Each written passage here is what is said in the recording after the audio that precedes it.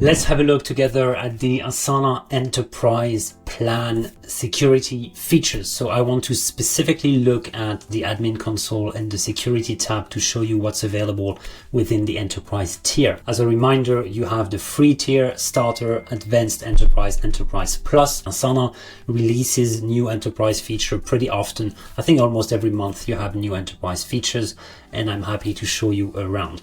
We are an Asana partner. We can help you decide which plan is the best one. Let us know if you have any specific question. So this is actually a demo space that we have that is on enterprise. Let me take you through everything from top to bottom. So at the top, you have the audit log export. This is actually not available for enterprise. This is only for Enterprise Plus.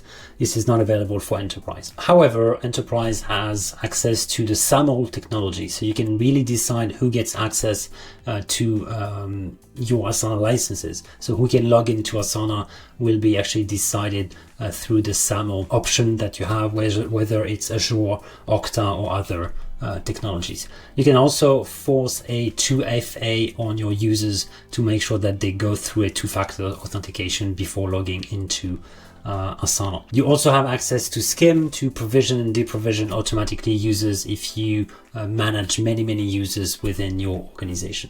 And then that's when it's interesting, the admin controls. Let us know if there's something very specific you are interested in, so we can let you know if this is available within enterprise and what's the exact scope.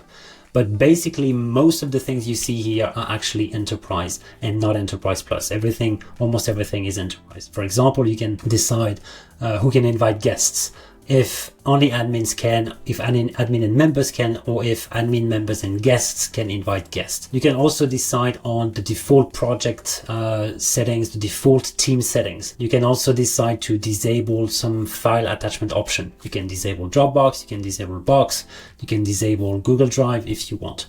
You can also disable read-only links.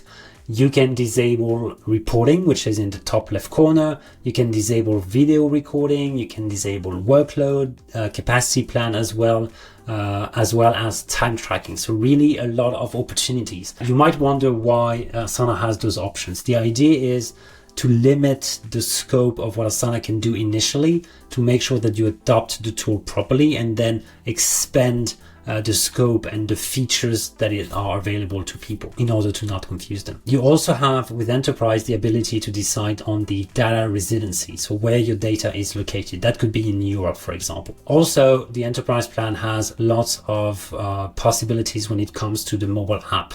You can disable screenshots, you can disable widgets, you can disable specific attachments. So there's lots of ways. You can also disable copy paste if you want to secure what people can do from their mobile device when using Asana. So again, those are only the tip of the iceberg. Let us know if there's something very specific you're looking for. As a partner, we can advise you on which plan is the best, and we can also provide licenses for you.